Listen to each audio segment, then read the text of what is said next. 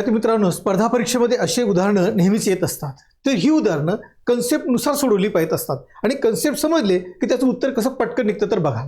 या ठिकाणी पहा, 240च्या 9% म्हणजे कितीच्या 6% आहेत.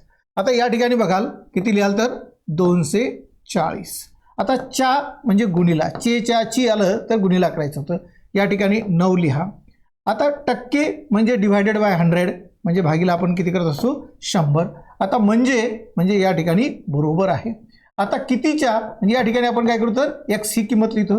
समजा x ही किंमत लिहिली, च्या आहे म्हणजे या ठिकाणी गुणिला करा.